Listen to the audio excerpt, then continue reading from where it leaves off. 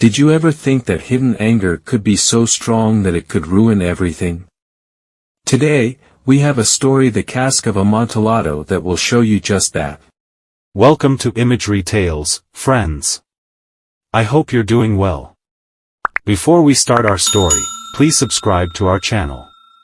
Your support makes a big difference. This story reveals how deep anger can wound someone. It's about two friends, Montressor and Fortunato.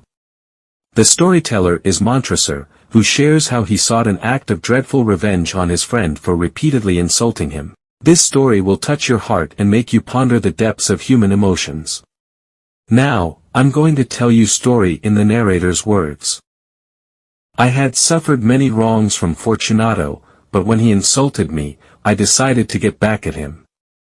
I didn't openly threaten him, instead, I secretly planned my revenge. I was determined to make him pay for what he did to me, without getting caught. I want to make it clear that I had never given Fortunato a reason to doubt my friendship. I always smiled and acted like his friend, even though I was secretly planning to harm him. Fortunato had a weakness, though. He was obsessed with wine, especially a rare kind called Amontillado. He liked to brag about how good he was at judging wine.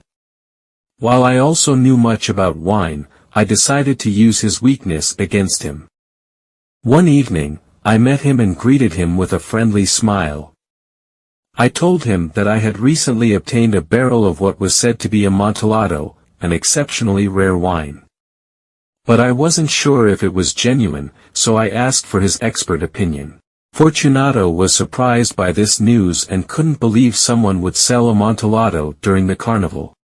He doubted if it was real and suggested we ask Lucrezi, another wine expert, to check it. I agreed and mentioned that some people thought Lucrezi's taste was as good as Fortunato's. This made Fortunato want to prove he was better, and he insisted we go to my basement to taste the wine and see if it was real. I tried to stop him, saying the basement was damp and had a lot of niter, but he wouldn't listen. We went to the basement under my house, and Fortunato's wobbly steps showed he was drunk. He was focused on finding the Amontillado. As we went deeper, I noticed he had a cough, a sign he wasn't feeling well. I offered him wine to help with his cough, and he said yes, toasting to the people buried there. I acted concerned about his health and suggested we go back, but he wanted to find the Amontillado. We kept going deeper into the basement, passing walls of bones and barrels of wine. Finally, we got to a room where the walls were covered in bones. That's when I chained Fortunato to the wall, leaving him confused and helpless. I started building a wall to close off the room, layer by layer, while Fortunato struggled and screamed.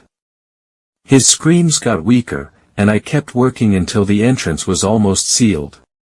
By now, I was aware that it had reached midnight, and my revenge was complete. I could no longer hear Fortunato's voice, only the faint jingling of the bells on his costume. I left the catacomb undisturbed for a considerable time, and no one ever discovered his fate. 50 years have passed since that fateful night. May he rest in peace. Thanks for watching.